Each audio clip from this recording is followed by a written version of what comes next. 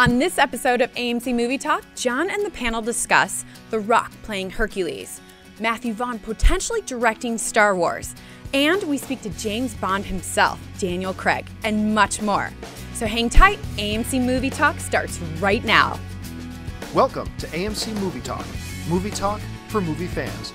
This is episode number 24, originally recorded on Thursday, November the 8th, 2012, at the beautiful AMC Burbank 16 in Burbank, California. Hercules. Thanks so much for joining us. Sit back, relax, and enjoy the show. Greetings, salutations, everybody. Welcome to AMC Movie Talk for movie fans. As always, I'm your host. My name is John Campia. Joining me, as always, first of all, sitting to my immediate right, she's Associate Editor of Movie News here at AMC Theatres Movie News, Miss Jennings Roth-Cornett. Roth, how you doing? Hello. How's it going? Very good, thank you. And sitting next to Roth, making his triumphant return, he is director of the popular animated series Metacropolis. I was going to say Robopocalypse. Yeah. That's a Steven Spielberg film coming out. This is Metacropolis. Metalocalypse. And the upcoming Grimm Fairy Tales, Mr. John Schnepp. What's up? John, how you doing? Hey, what's going on? Where have you been? I went to a bunch of premieres. I'm one of the directors on the ABCs of Death that is coming out through Magnolia. So I went to the Austin Fantastic Fest premiere, and then did the Comic-Con premiere of Grimm Fairy Tales, the New York Comic-Con. Then went to New Orleans as a vacation. But it was just like all of October was an insane travel month, which I'm happily not going anywhere. You're back for a while. Yeah, so. I hear amazing things about ABCs of Death, by the way. Well, we just did the AFI Fest over this weekend. So yesterday they had a screening yesterday, and then on Saturday midnight, and we got really a great response from the audience, and I'm very happy with it. And it's 26 different directors from all around the world. So I mean, wait till you guys see the Japanese. There's 4 Japanese directors. They're crazy, just bonkers. So. Well, we're glad that you're back. Joining us is always there, the man behind the machine, the guy who makes everything happen over here, Mr. Dennis Zen. Dennis, how you doing? Doing well. And sitting at the back table, actually, this is her first time with us. She's one of the newest members of the team here at AMC, Miss Suri Serrano. Suri, how you doing? I'm fabulous. Thanks for having me. Hi, everybody. Sorry. All right, so we are going to start off this episode of AMC Movie Talk the way we start off every episode of AMC Movie Talk, by getting you caught up to date on everything going on in the world of movie news with your news flash. Shortly after it was announced that Disney was bringing us Star Wars Episode 7 in 2015, rumors started swirling furiously that Matthew Vaughn was going to be the director. Vaughn, who directed such films as X-Men First Class, Kick-Ass, and Stardust, by the way, one of my favorite, most underrated films of all time, Second, suddenly and mysteriously dropped out of directing the sequel to X-Men First Class, which led many to wonder if he was leaving so he could direct the next Star Wars film. Well, according to Kick-Ass creator and Fox studio overlord of comic book films, Mark Miller, that's probably not the case. According to Miller, Vaughn decided to step down from X-Men Days of Future Past so the two of them could get to work on bringing Miller's graphic novel, The Secret Service, to the big screen. He doesn't explicitly say that Vaughn is not directing the next Star Wars film, but if Miller is correct, it does seem unlikely. remember how Paramount has been working for years to bring us a Top Gun sequel? Well, that has been officially canceled. Tony Scott, producer Jerry Bruckheimer, and screenwriter Christopher McQuarrie had all been working on bringing Top Gun 2 when Scott passed away a short while ago. Things have been quiet on the Top Gun front since that time, but reports have emerged this week that Paramount seems ready to scrap the project altogether and possibly focus on a 3D re-release of the original Top Gun instead, which seems to probably make the most sense. Remember that rumor that Mark Wahlberg was going to star in Transformers 4? Then, director Michael Bay debunked that rumor? Yeah, well, it might be true after all. Bay himself took to his website once again and wrote the following. I squashed a rumor that was on the internet last week.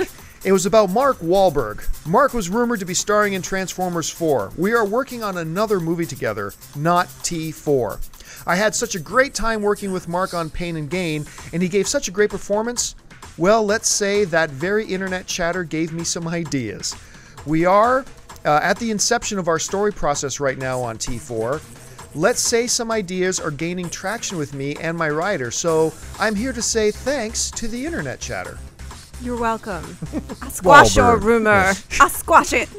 Harry Potter director David Yates is currently on the hunt for the star of his next movie. Yates is developing a new Tarzan film for Warner Brothers and is currently finalizing the script. At this point, the rumors are that 4 actors are in the running for the popular character.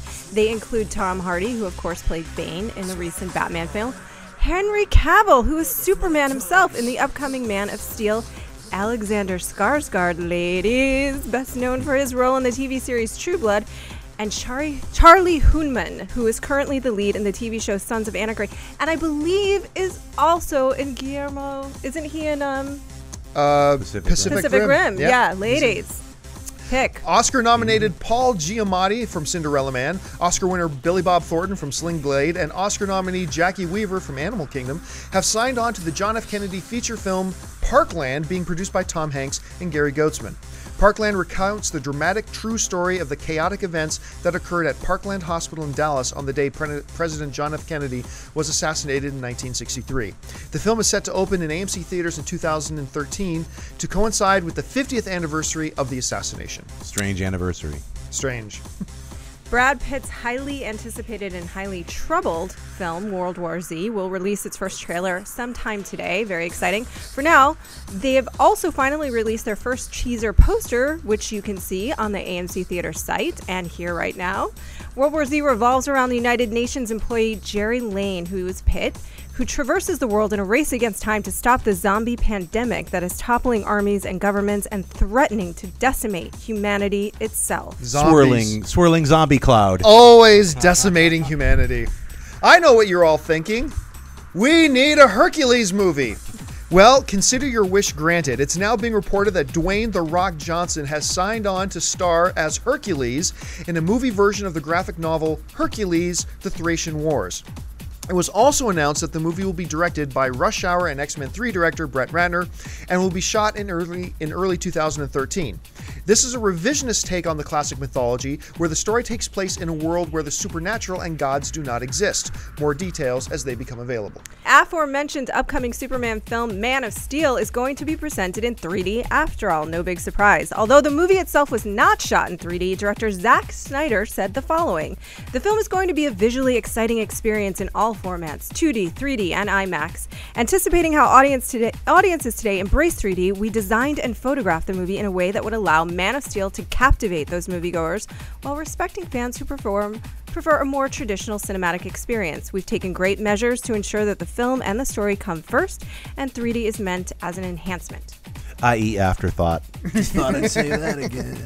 And that will do it for your news flash. Hey folks, listen, before we go any further in the show, we got a whole bunch of stuff we're going to get to. Pause what you're doing. Just stop what you're doing for a second. We need you to do something for you.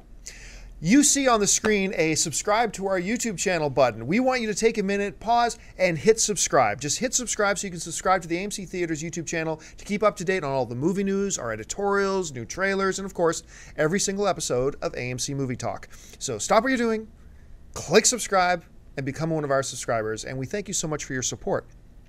Hey, I also want to let you know, as most of you guys know, at the end of every episode of AMC Movie Talk, we have a segment called Mailbag where we take your emails, pick the best ones, and answer them on screen. And we love that you do that. You can email us at amcmovietalk@gmail.com. Once again, that's amcmovietalk@gmail.com. But we did a little experiment a couple weeks ago where we asked you guys to send in some video emails, to record a video of yourself asking questions and sending them in. Well, we loved the response that we got, and we'd love for you guys to send in more. So record a little video of yourself asking a question, keep it to under 30 seconds, make sure it's a movie-related topic, and send us your video email questions. Once again, you can email them to amcmovietalk@gmail.com. And here's the thing. If we select your video email to be and to put it on the show, we're going to send you free passes to AMC Movie Theaters. We're going to send you a couple free movie tickets to any movie of your choice to AMC Movie Theaters. So by all means, start getting your videos together, email them into us, and we'll go from there. All right, time for us to jump into some of these topics here, and let's start with this one. I'm going to go on record right now and say this. I think, and we might have talked about this on the show before, I think Brett Ratner gets a harsher rap than he deserves. I mean, X-Men 3 was the worst of the X-Men films, and a lot of people didn't think it was any good. But you know what? you have a very hard time convincing me it is a wretchedly awful movie. I think there were redeeming qualities about that film. I know some people that actually like it. But bottom line, I don't think it was this horrible, horrible movie that some people like to make it out to be. I wasn't a fan of the first Rush Hour, wasn't a fan of the third Rush Hour, but I love the third Rush Hour. And you know what? That tower heist was pretty entertaining that he did. So I think he gets a bad rap. Him and Dwayne "The Rock" Johnson, who I'm a huge Rock fan. I think he's great in action. He's got so much freaking charisma, it's unbelievable. They announced that they're going to be doing Hercules. So, John, let's start with you. Your initial thoughts, your initial impressions when you hear that Brett Ratner and Dwayne "The Rock" Johnson are going to be working together on Hercules. What do you think? I think it's going to be fun. I mean, I look at Brett Ratner and I'm like, look, X-Men 3, yeah, I agree with you. It wasn't a horrible film. And it was, you know, it is what it is. It's better than Superman Returns. And, you know, so it's literally, you know, that, you know, hey, they swapped out Bryan Singer. You know, he's on record now saying Superman Returns sucks, you know, or is boring. I'm not going to quote him. So, right. But anyway, yeah, Brett Ratner, yeah, I think he gets a bad rap. I mean, so, you know, some directors have good days and they have bad days. So, you know. Roth, your thoughts? I mean, I think that's true that certainly not everybody, not even the greatest directors, knock it out of the park every single time. Steven Spielberg did Terminal. You know, like there are films from every director, even the ones that I think are phenomenal that I don't love, especially if they're prolific. I will say this, though. Brett Ratner does not have a great track record. I will also point out Red Dragon, where he took an amazing film, a film that we all love and adore, and followed it up with like just a hot mess. You know, I mean, Red Dragon, Hannibal Lecter, and I mean, to be fair, like it's in the script, it's inherent in the story that it just becomes ridiculous. But I don't love Brett Ratner. I don't. I don't love X3. I don't love most of the work that he does. But and you know, it could end up being entertaining and fun. I didn't hate Horrible Bosses. Did Brett Ratner direct Horrible Bosses? I think he produced it. He produced, yeah, but he didn't direct it. Yeah. But so maybe I know we're different on it. You, me, and Dennis are different in this because I know you and Dennis didn't particularly really like Horrible Bosses. I loved Horrible Bosses. I thought it was really fun. But okay, so here's my first reaction to this news. Number one, The Rock playing Hercules? Yeah. I mean, makes sense. This is a no-brainer, sure. But the one thing I don't like is them saying there's no supernatural elements to it. I was like, what?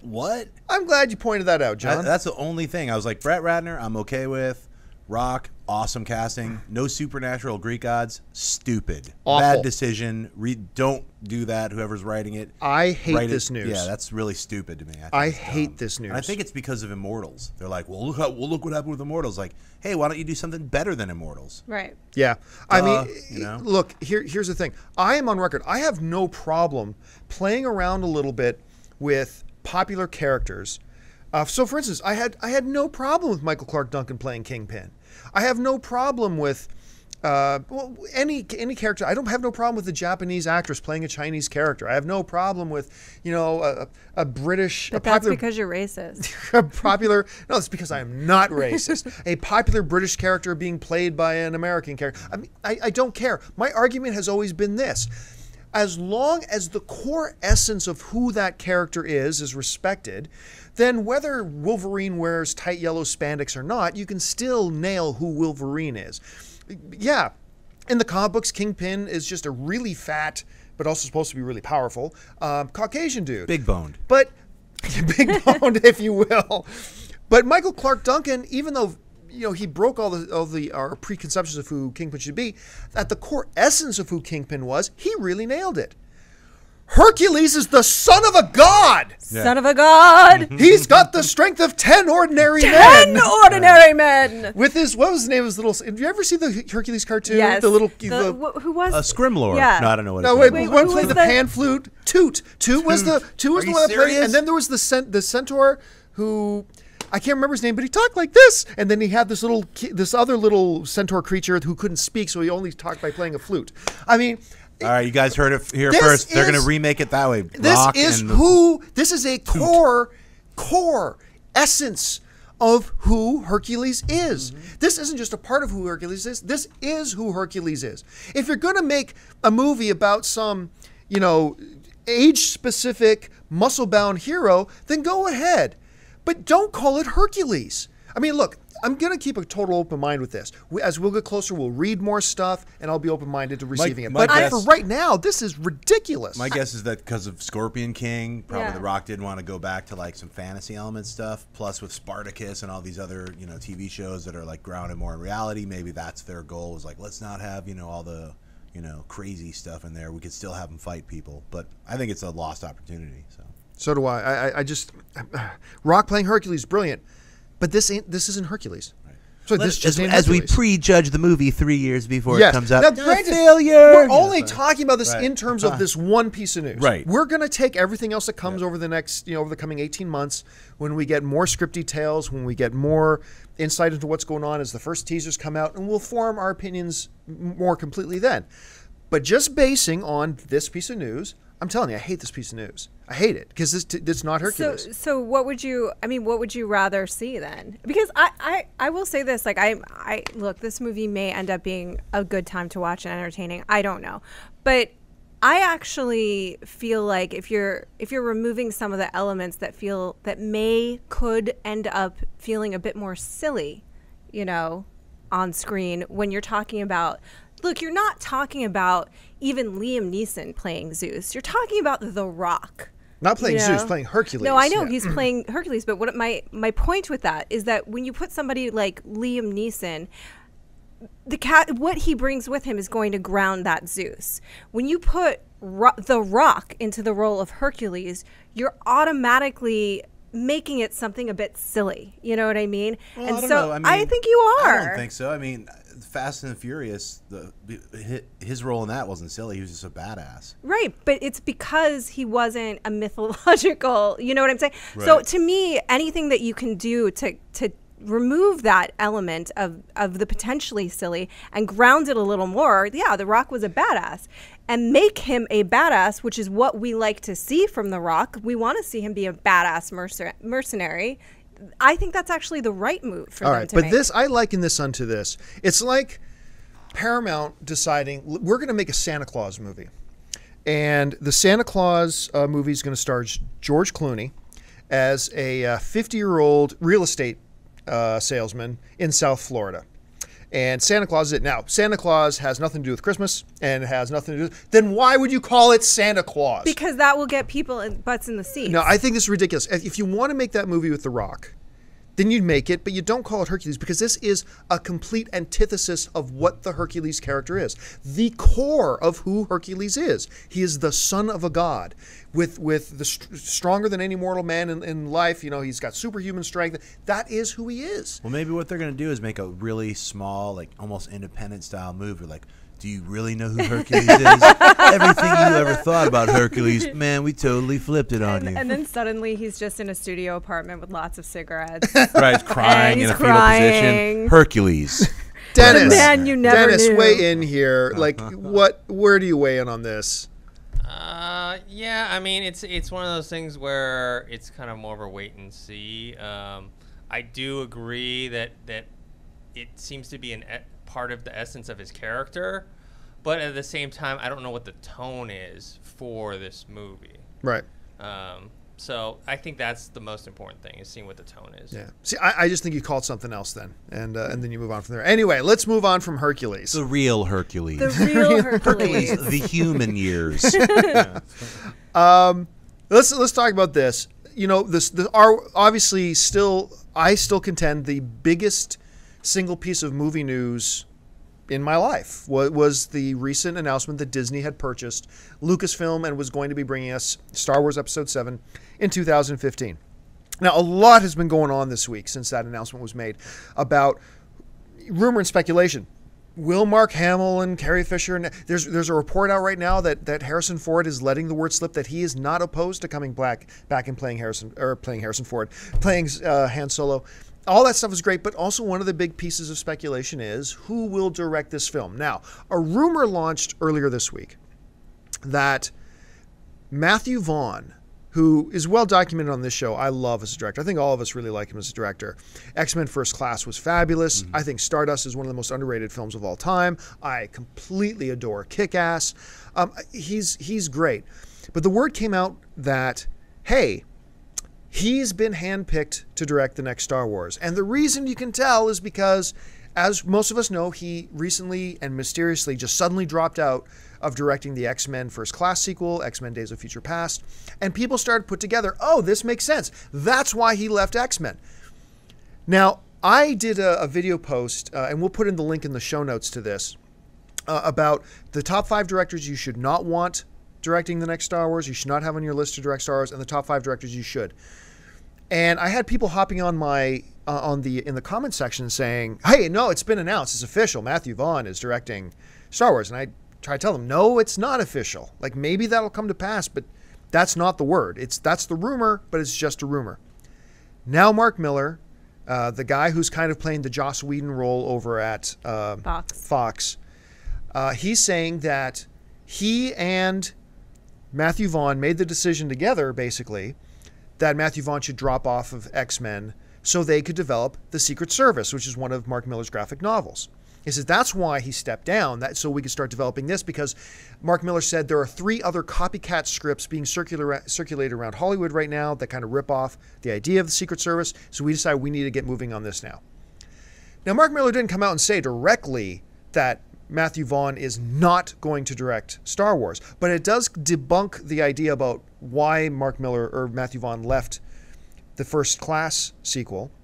And if he has gone to work on this other thing, and Star Wars Episode 7 is coming out in 2015, it seems unlikely that the Matthew Vaughn rumor is true. John, let's start with you. Let's assume for a second, what is your first reaction when you hear a rumor of a Matthew Vaughn directing Star Wars, and then what do you think of Mark Miller's comments? All right, I'll go ABC. I was super excited that Lucas sold Star Wars to Disney, and because when I was 10 and heard about the 9 movies, that's all I wanted. Yeah. And then Lucas saying, wow, there's only 6, really started to get me angry. I'm like, yo, let other people have a shot at your universe, dude. You've already done all this cool stuff. You've built this amazing thing.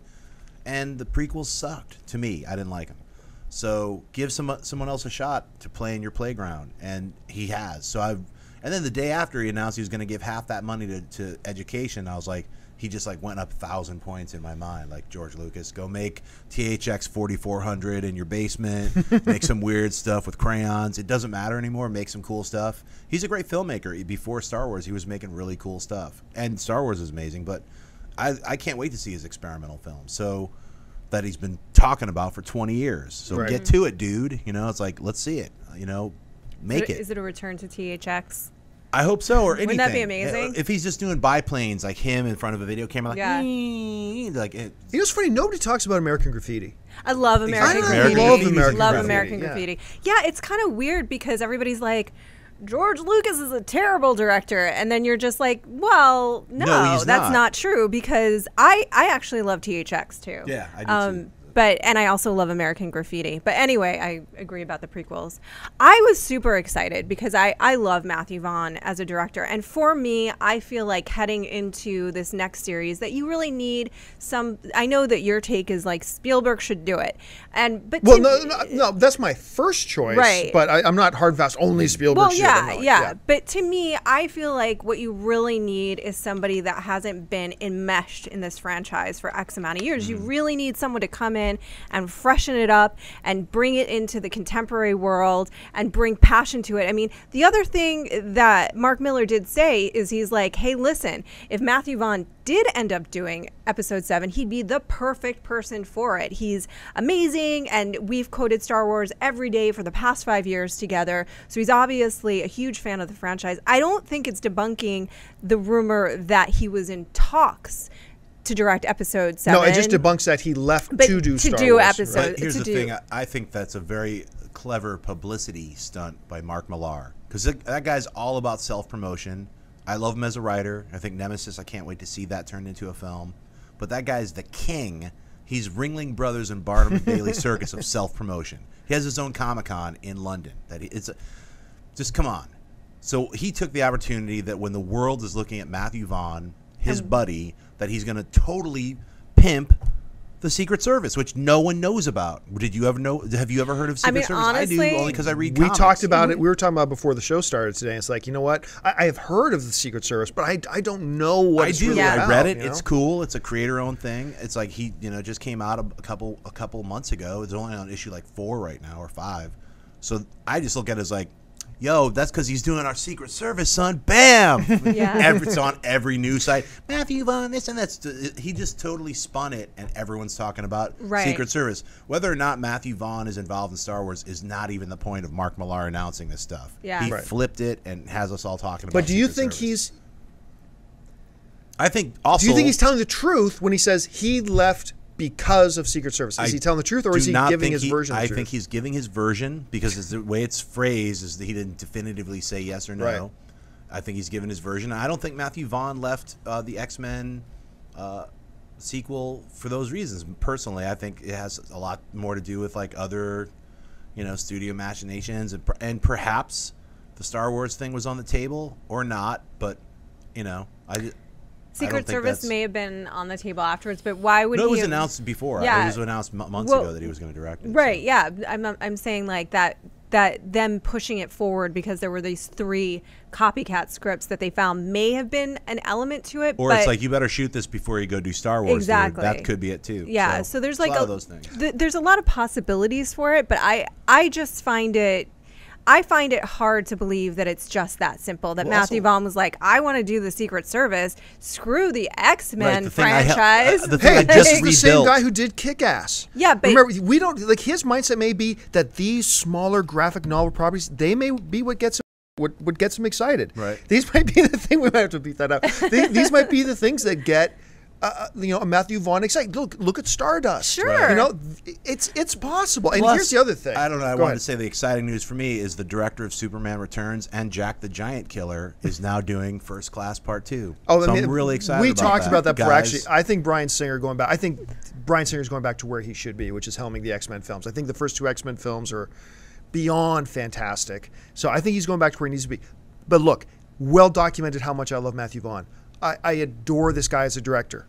But I'm telling you right now, if I'm a Disney exec, no way I'm hiring him to do Star Wars, especially if I want a guy who's going to helm the next 3. You know why? Flake. This guy flakes on major projects like no other director in my experience. He was all set to do Thor. Yeah. They were in pre-production. They were ready to go.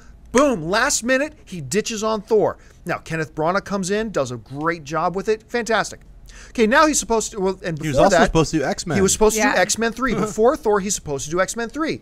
They were in pre-production. They were ready to shoot. Last second, boom, he walks off it, and walks Brett Ratner. Brett Ratner, who we've talked about before, probably takes some of the heat that he shouldn't take because this was just dropped on his lap at the very last second.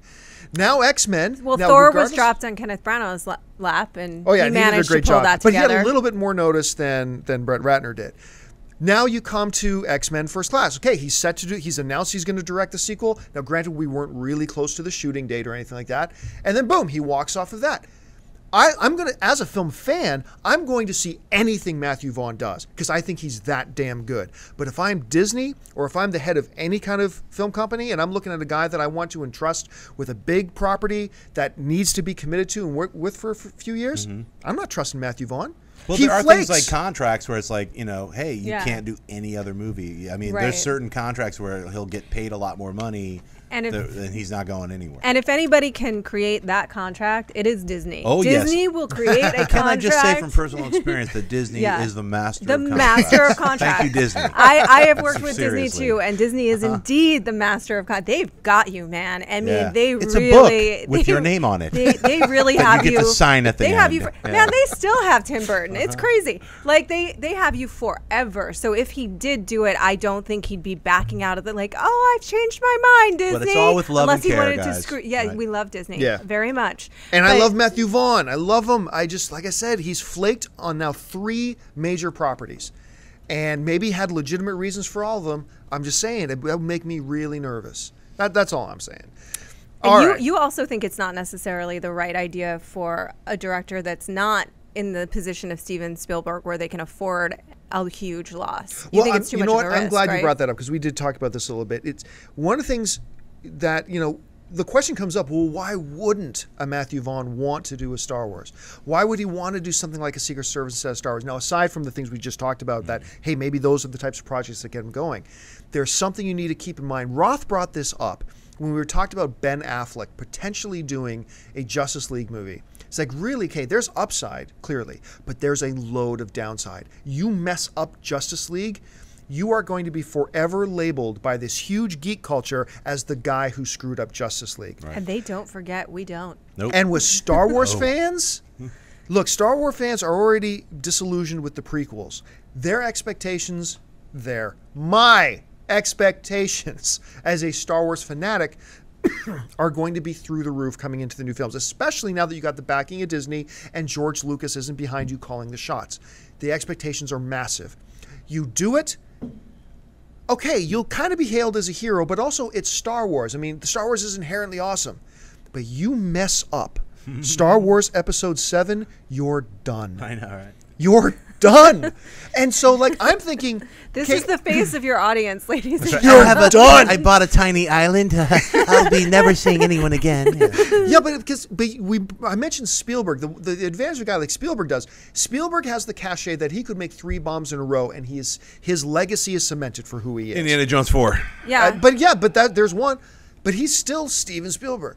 But for other guys, like I mentioned in my list of people who I'd love to see and I think makes sense to do a Star Wars, and Andrew Stanton, a Brad Bird, a Joe Johnston, guys like that. But the risk for them, and a Matthew Vaughn, if they take it, hats off to them for the guts that they're showing, because I think there's a huge downside for doing this film and a huge risk. Right. Brad Bird is a great pick. Great pick because he's so he knows all about animation. 3D. He just did Mission Impossible, and he has the right tone also too, because Brad Bird That's would my be big thing, is awesome, tone. man. Because the only thing about Matthew Vaughn for me is that the truth is there's a sweetness to Star Wars. I mean, there is a sweetness to it that I think that I love and I want to see in these next 3 films. Brad Bird has that. And he has Matthew Vaughn has a harsher edge. He does. A harder edge, so, Yeah, I love Matthew Vaughn, but he's not And snuggly. guys like Bird and Andrew Stanton, whatever, have some Disney DNA to them. They have connections with Disney, so I think it makes them quasi-realistic as well.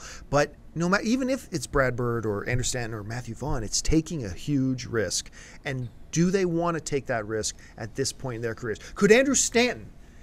I thought John Carter was an awesome movie, but it bombed. Can Andrew Stanton afford in his career, even with the cachet he has with Disney, to make a Star Wars and have it go well? He has nothing to lose. But they won't offer it to him. Sorry. Yeah. Because John Carter, he takes the hit. Like, directors in films take the hit. Yeah. But I think Disney, from what I understand, Disney has not put the blame on that on him. No, I know. But it's like a lot of the marketing, red apes and weird, like, who's that dude? Why is it called John Carter? Yeah. What is this? And, and then they changed the title. The whole thing was kind of that was a whole lesson in what not to do marketing wise. I think. Yeah. But I think, interestingly enough, I feel like I don't think they'd offer it to him necessarily either. But really, actually, Andrew Stanton has nothing to lose because John Carter was such a colossal failure. But it actually does have some of the tone and the elements. Of the Star Wars it's a grand-scaped space cinematic opera, really, much like Star Wars. And I think that's why it makes Andrew Stanton's name interesting. I love the Brad Bird name. I love the Matthew Vaughn name. I just think it's going to be a bigger... They should just have Stanton do John Carter 2 and 3.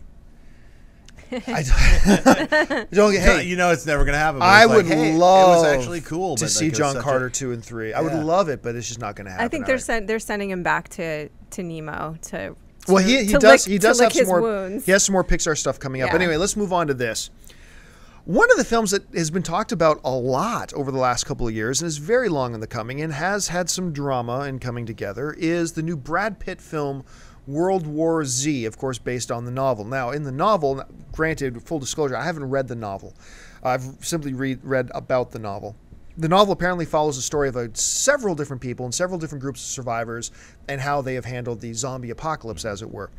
The film seems to really just be more focusing on the one character, which is the Brad Pitt character. And of course, if I'm making a movie with Brad Pitt, I'm going to probably focus on him too, who is a UN worker who is somehow, some way, there is a way to stop the zombie apocalypse, and he's going to run out. This story's going to focus on that.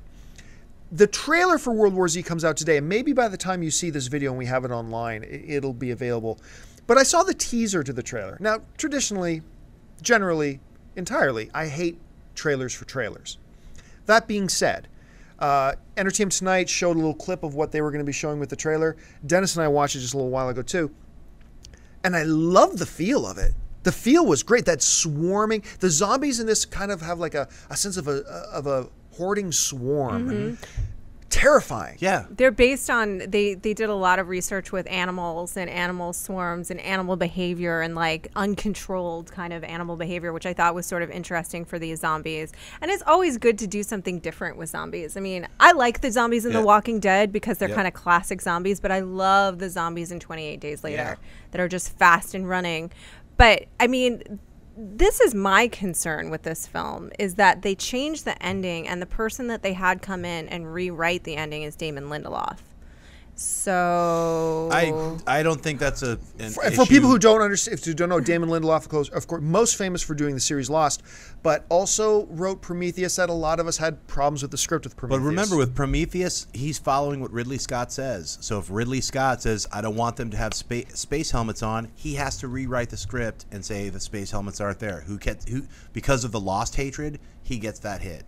I mean, there's all these things that, like, when you're making a film, things get rewritten every day. Yeah, and you're at basically the mercy of the director. Just like in television, it's the writers. So it's like it's a different thing. It's like I can't place any kind of blame. And I'm one of the people who liked Prometheus quite a lot. I really liked it a lot. And I thought it took for this day and age and tentpole movies where everything has to be almost like homogenized. That took a lot of risks, and I don't care that it wasn't even that much about Alien. It was set in the Alien universe, and it was an adult science fiction film, which I really appreciated. So, I mean, I had to argue with almost everyone I know who was like angry with that film, but I found like, hey, look, the only scene that just to bring that up is like, come here, little buddy. Okay, there that's it is. The only scene there that it is, bothers but me. that's it. that bothers me so much. Like, here's the thing: is no, we're not going to get into a long discussion on Prometheus. But having said that, I will say this: I do think that Damon Lindelof has, unfortunately, been attached to two franchises that there is a lot of fan investment in. Right. You know what I mean? That had like the Alien franchise and Lost, and things that were not in his control necessarily. He has taken the hit for. I think that Damon Lindelof gets an unfair bad rap. I do not hate him the way that other people do. I not blame him entirely the way that other people do. I liked many elements of Prometheus. There was so much about that film that I really liked, but I did have some script issues with. You just pointed out the biggest one, but I did have a few script issues with the movie, and I just think that it's a risk on World War Z's part just because of how we think of Damon Lindelof at this point, so that the poor guy, if this ending is terrible, he's totally going to get the blame again. Well, if the ending of this is terrible, he should take the blame. I know, but for it. flip it and just say maybe the film was falling apart and they brought him in and he sewed it And back he together. That's the thing. I don't know. It's called script doctoring. A lot of people do it and they're never credited. But They I just do come in get and pop it up, concerned. I do get concerned when a film already in production Shuts decides down. it needs to shut down and change directions. Well, also Mark Forster. That's kind of like, good point. hey, he already admitted he doesn't understand or know how to direct action sequences. That's a big And you're like problem. sort of like, yes, I noticed when I saw that James Bond movie that you didn't direct. Yeah. It's like, sorry, he's a good director on some things, other things not so much, and he gives it over to other people. Well, I'm not good at that, so I don't know that. I'm just imagining that that's what he did when they shot all the James Bond action scenes. He was having tea somewhere. But generally speaking, I got to tell you, I am concerned about the rewrites. I am concerned about having to stop production, restart it, and stop it and restart it. I am concerned about them changing directions here and there, blah, blah, blah, blah, all that put together. Look at Men in Black 3. It didn't really hurt that film, right? Right? Yeah. Right. But I will say this. I think Brad Pitt gets knocked a lot because of his good looks. He does. He does not get the credit he deserves as one of the top 10 best performers, I think, in the business today. And I got to tell you, while this was just a small sampling, this little tease thing we saw, it gave me at least a sense of what the feel of this film was going to be like in the scope. This is the first zombie film I've ever felt like it's going to make me feel there's actually a global scope. Yes. Because while they say in news reports all over the world, the zombies are coming back to the life, you only see neighborhoods. And this felt huge. Yeah, I know, right? And I'm like, you know what? So in the midst of all this stuff, I'm willing to give Lindelof still at this point. I hated, you know what? I liked Prometheus at first, but I didn't love it. So I thought, let me give it another shot. And each time I've watched it since, I've liked it less and less. But that being said, I'm still willing to give Lindelof the benefit of the doubt. I think he's actually quite a gifted writer. He's made some bad decisions. So overall, I'm quite excited for this film, all things considered. What were they, I mean, because reportedly Brad Pitt and Mark Forster were having a lot of friction. Do you guys know, I mean, I don't know specifically what, was it just about that ending? I heard that wasn't true. Okay. Now, what I read from people who are close to the production was that that's not the case.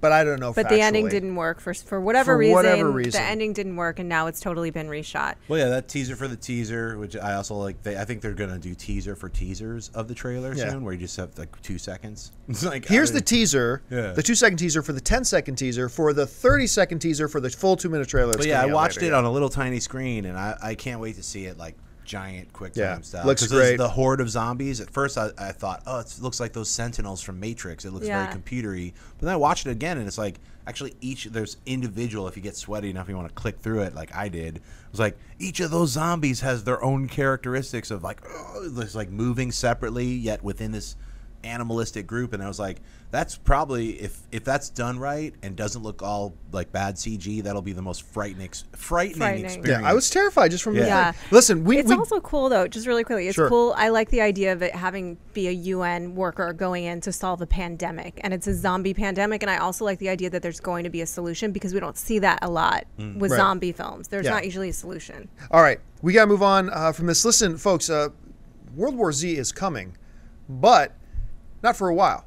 We've got some movies opening up this weekend, not the least of which is the brand new James Bond film, Skyfall. I think, I know the two of us have seen the film. I don't know if you've had a chance to see it yet. I cannot wait to see it. Okay, so we've seen it, and it opens in AMC Theatres everywhere. You can actually go and get your tickets for Skyfall right now by going to AMCtheatres.com. But yesterday, actually, Roth here actually had the opportunity to go and sit down with the star of Skyfall, James Bond himself, Mr. Daniel Craig, to chat a little bit about the film. So here, take a look. We want to share this video and this interview with you now, so take a look. So you've had such a crucial role in the development of this iteration of Bond as an actor, obviously, but also just in terms of developing the stories and the tone and suggesting Sam Mendes and Javier Bardem. But I kind of want to talk about what Roger Deakins brings to Skyfall because to me, there's this one shot in particular that I think encapsulates what's so amazing about the film and what he brought to it, which is just you stepping into your light. And it seems at the beginning? At the beginning, right? Yeah. And you just sort of step into your light. It's gorgeous. And it's like, we're going to celebrate Bond, we're going to celebrate classic cinema, but we're going to do it beautifully and with all of the knowledge and skills of this age. So can you just answered it. I don't have to say anything. You've just done it brilliantly. I want to hear it from you. What does Roger Deakins bring? I mean, it's so much. I mean, it's when Sam and I first started talking, and I didn't realize, I'd forgotten he worked with Roger, but he'd done Jarhead and Revolutionary Road with him. But when we started talking about it, we were very passionate about the style. It's like the look of the early Bond movies and the kind of from everything from costume sets and Ken Adams' set and all those sort of things. But it's bringing Roger in and having someone like that. There's an amazing thing I think when watching the movie, which I'm sort of in awe of Roger about, is the consistency of it, because we go from lots of different locations and different, and I know that sounds a sort of simplistic thing to say, but with the cinematography, it's a real language, and like you said, we kind of set the tone with that. And that it doesn't go down from that moment. It kind of gets better and better. We kind of the shots get more interesting, the tone and the feel of it gets more interesting. He's a master. I mean, what can you say? It's like he should get a handful of awards for this. I think he's done an amazing job. I absolutely agree. You should, and it does support that fundamental idea of this is classic Bond in a contemporary, evolved setting. Yeah, and we shot digitally, so in a way, it's kind of a great clash of all those things. He retained a classic look. It feels very modern. The sets look extraordinary the way he lights them. So, for me, it's a big thrill walking onto the set and knowing he's there. I also have to talk about, obviously, Javier Bardem, because this is such a great villain. Obviously Javier Bardem. Obviously Javier Bardem, we have to discuss Silva, because he's so great. But Yeah. this is what's really cool about the character, and I know you guys talked a lot about this. He's such a cool alternate universe Bond. And to me, it's like he's got that great feel of he's got nothing to lose, and so he's a bit free and a bit fearless. But that is what makes Bond who he is also. He's got limited attachments and not a lot to lose. Do you feel like that's something that Skyfall is exploring for the character? For sure, yeah, and having them sort of become from very similar backgrounds in a way. Having someone like Javier to bounce off is just, it means you have to kind of up your game. Or the character has to up his game as well. I mean, as well as just me as being an actor, I've got to up my game. But it's, the stakes are raised. Javier does it brilliantly, though, because like you sort of mentioned, he never forgets he's playing a Bond villain. So you get that fun and that kind of twinkle. He's got that anyway because he's got so much charisma. It makes me sick. That's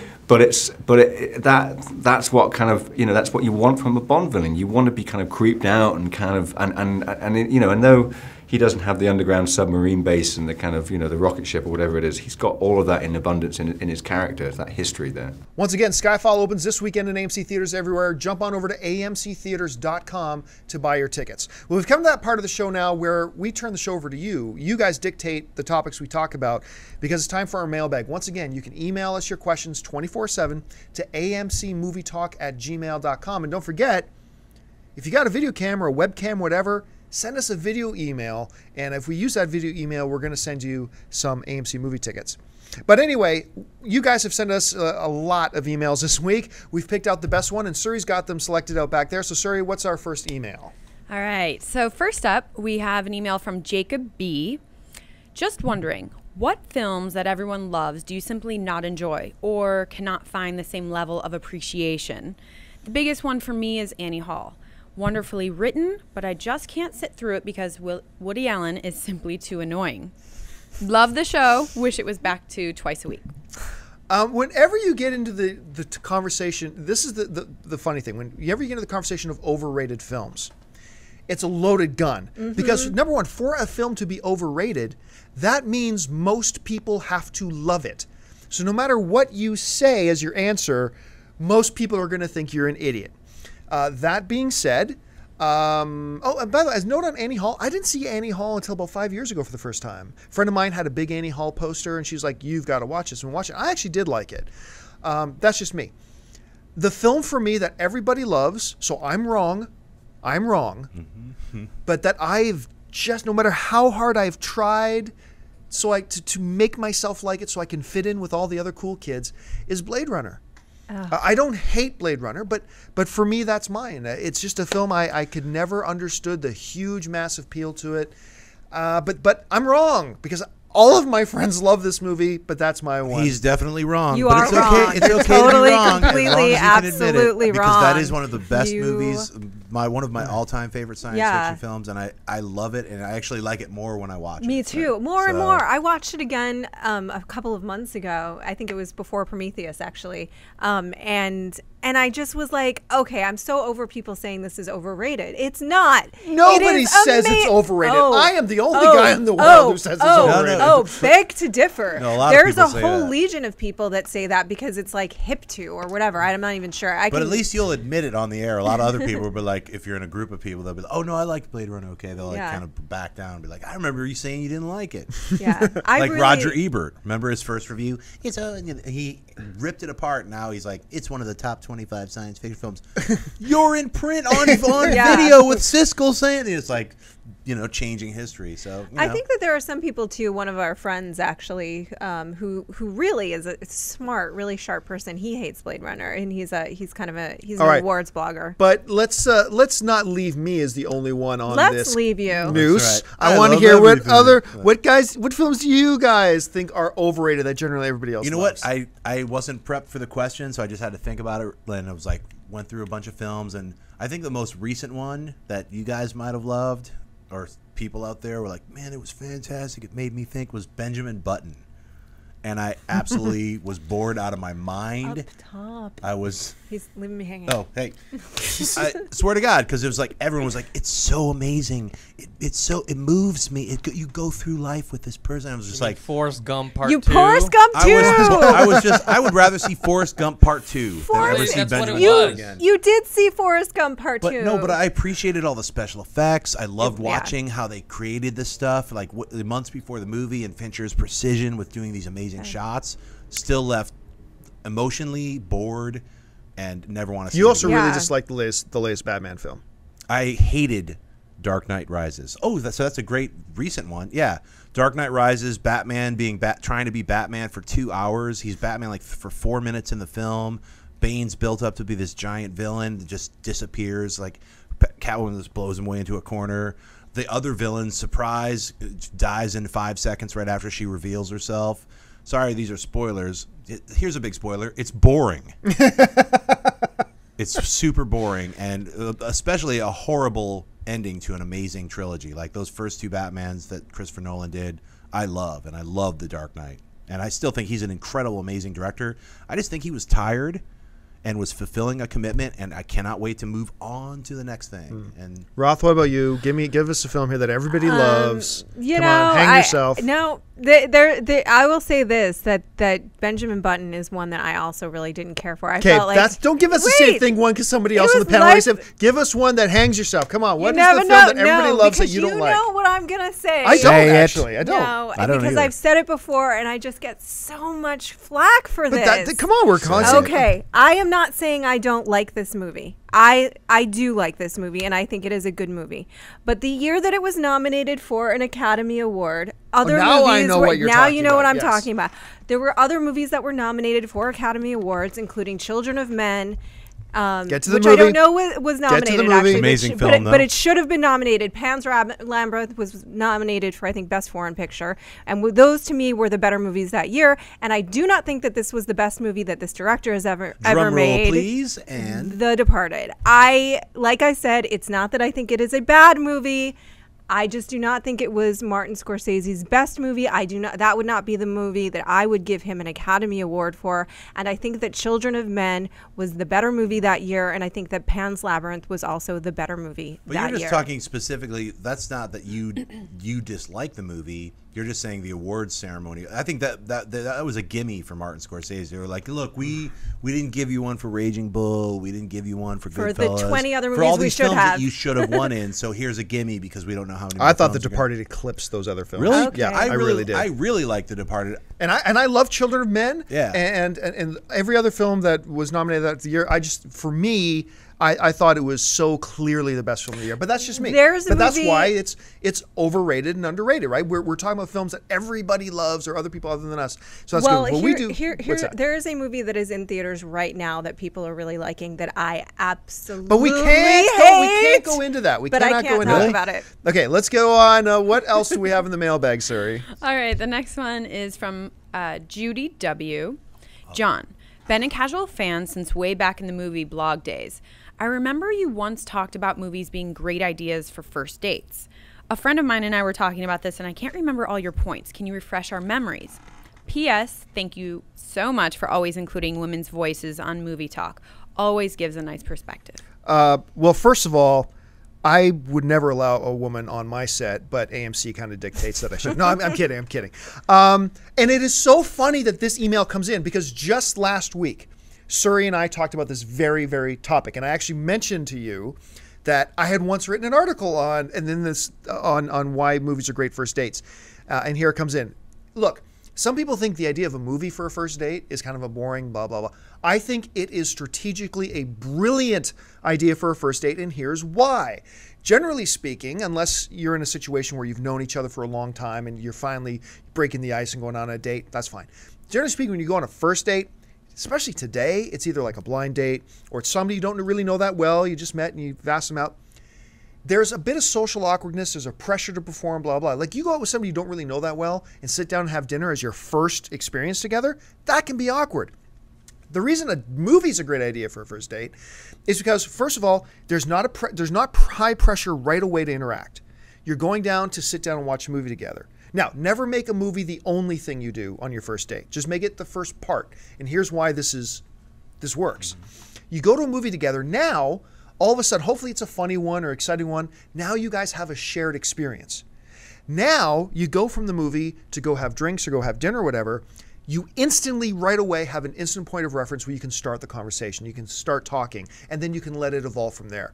So it's low pressure, it gives you a shared experience, and it gives you a great starting point.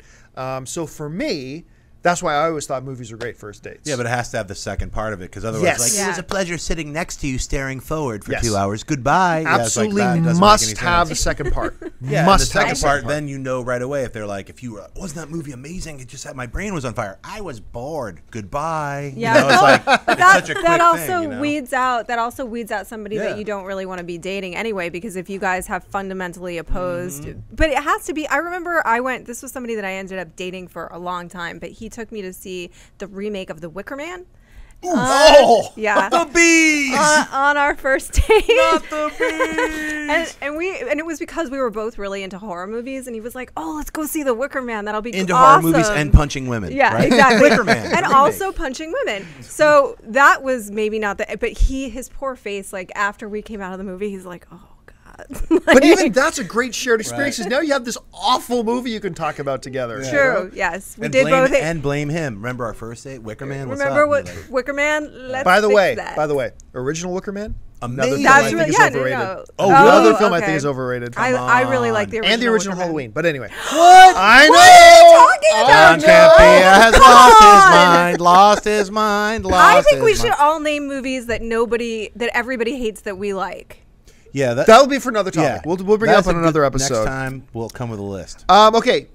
Strange Days. So we'll go up. So yeah, use movies as a good first date, but just make sure you follow them up, follow my pointers, and success is in your future, my friends. Okay, Suri. What else? I know Suri paid very close attention because obviously Suri's had a really rough time with her dating life. This is true. So she This took is my true. advice. Things are going much better already. Anyway, what else we got in the mailbag? About that part, but okay, the third one up. Hey guys, I must say this show is super awesome. This is by Thomas L. Hey guys, I must say this show is super awesome. My question is, with Barack Obama being reelected for president, if Hollywood ever makes a biopic on Barack Obama, who would you love to see direct an Obama biopic, and who would you love to see play Barack Obama and even Michelle Obama? My pick for Barack is actually Denzel Washington, mostly because of his great work, the films Malcolm X and The Great Debaters. And for Michelle, I'd go with Angela Bassett. You know, Denzel Washington does not get enough credit for The Great Debaters. That's actually a really nice little film, and that he gave, I think, one of his best The Great performances. Debaters, I've never seen it. Yeah, it's a wonderful little film. It's a smaller film, but he did and it's only about 3 years old right now, I think. Denzel does not give bad performances. No, he does not. Thanks a lot for the email, by the way, Thomas. I gotta disagree with you on your cast selection for a couple of reasons. One, and I'm not saying this is why you picked Denzel. Look, there are a lot of really talented black actors in Hollywood whose first name is not Denzel. Right. And it gets right. And I'm not saying this is why Tom is listed on. I'm just saying, quite often when you ever hear about like potentially great black characters, people just instantly default Denzel Washington. It's got to be Denzel. But the other reason I don't like Denzel for it is, as of right now, I think Denzel's 10 years older than Barack Obama. And if you're going to tell Barack Obama's story, you got to start with him in law school, him in whatever, where he first met Michelle, all that kind of stuff. And that is just not something he can do. Denzel's too old to play Barack Obama. Angela Bassett, one of the sexiest women ever to walk the face of the earth. But at this point, to play Michelle Obama, particularly like a 24 or 25-year-old Michelle Obama, again, with Denzel, she's just not in the age range right now where she could play that particular character. So I don't see that working. Who should play Barack Obama? I say cast Barack Obama. Because by the time they're making this, he'll be out and be like, "Yo, dude, you want to get in on this?" You know? I say Bill Clinton should play Barack Obama. I don't know. That's tough because I think that's what I was actually thinking with your point was like, well, first of all, if they were to make a biopic about him, it wouldn't be in the next 4 years. They're not going to. Well, although W was made while he was in office. I was thinking like, who's the younger guy that would be an amazing Barack Obama, and nothing really. Key. Dennis and I were laughing our heads off the other day. Dennis shared with me this great video of the comedy troupe Key and Peele from Comedy Network's Key and Peele. And they do some awesome Barack Obama stuff, like some really good Barack Obama stuff. I'm being facetious when I say you should actually then seriously play him. Yeah. But if you haven't seen it, look on YouTube for Key and Peele. Actually, Dennis, remind me. We're gonna put it in the show notes. Look in the description of this video. We'll put in the show notes a link to the videos of some Key and Peele Barack Obama Don stuff. Cheadle could be a good Barack Obama. See, Don Cheadle's another name that a lot of people just default to Don Cheadle, but you're absolutely right. I'm just going through my Rolodex of like somebody who looks somewhat like Barack. I just wouldn't call out like Faison Love as Barack Obama. Right. It's just not going to happen. Like, hey, what about this alternate universe Barack Obama? You know what else? I'm saying? It's like, I'm just in my mind trying to... I was going to say, staying in the Rhodey in X-Men or in Iron Man vein, but he's a little bit too old to play it too. A Hustle and Flow star, Terrence Howard. Howard. But he might be a little bit. He might. I think I just defeated my own. I think argument. it's really hard because Barack Obama has such a particular kind of, you know, it's like if you were to reverse time somehow, then it would be like, well, Sidney Poitier would be the great, you know, would be like a great Barack Obama. But I think right now, just off the top of my head, I can't think of anything. I think Angela Bassett would have been amazing 20 years ago as Michelle Obama, because I think they do kind of have a similar vibe. Also, Angela Bassett was in the aforementioned Strange Days, right, which you should all see. But I can't think of anyone just off the top of my head, unfortunately, which actually I think says kind of a lot that we're drawing such blanks. Right. All right. I'm going to throw a name out there that no one will recognize. And I had to, full disclosure, I just had to look up the name myself. I don't watch a lot of TV, but one of the shows I've really been getting into lately is the new CW show Arrow, which if you take the horrible, painful, terrible narration out of that show, it's actually really quite good. But there's an actor in the show by the name of David Ramsey. You mean like Blade Runner when you take the narration out? Oh! But there's an actor by the name of David Ramsey who plays Oliver Queen's bodyguard in it, and kind of his sidekick confidant in it now, who's really quite solid. It's weird in this very surface, two-dimensional superhero TV show, blah, blah. He actually, I always was impressed with him in the 6 episodes I've seen where he gets some depth and he actually has a really good commanding screen presence. David Ramsey, I will submit for Barack Obama. So look him up. Once again, we'll put that in the show notes. We'll put the link to David Ramsey. I'm going to throw Wyatt Cenac in there, too, from The Daily Show. Wyatt Cenac as Barack Obama, 2011. Wait, that's already over. 2010. Hold on a minute. What about from 2020? Michelle? What about from... Yeah, I mean, I'm kind of thinking of that, too. And, I think questions like these, like, I need time. Time to prepare. I need time to prepare, damn it. Like, I think Michelle Obama, I mean, who... Yeah, who? She would be easier to cast because Michelle Obama, a hottie. She is such I was thinking like all of these hot actresses kind of flew into my head, but none of them are really, I don't think, they're both so stately. You know what I mean? Like, and are you have to find the person, like when Daniel Day-Lewis is portraying Lincoln, you have to find the human being that can embody like that kind of leadership ability, which is a rare quality, I think, even in an actor. All right. Well, listen, folks, we have gone over time. So it's time for us to wrap up this episode of AMC Movie Talk. Thank you so much for joining us. Listen, I want to remind you once again, stop what you're doing. Click the subscribe button to our YouTube channel. Subscribe to our AMC Theatres YouTube channel. Keeps you up to date on all the current movie news, our editorials, and of course, every episode of AMC Movie Talk. I want to thank, once again, sitting to my immediate right, Roth Cornett. Thank you so much. Thank you. To her right, Mr. John Schnepp. John? What's up? Thanks. The man behind the curtain who makes everything happen over here, Mr. Dennis Zen. Dennis, thank you. Thank you. And the newest member to our AMC team is Suri Serrano back there. Thanks so much for being here, Suri. Thank you for having me.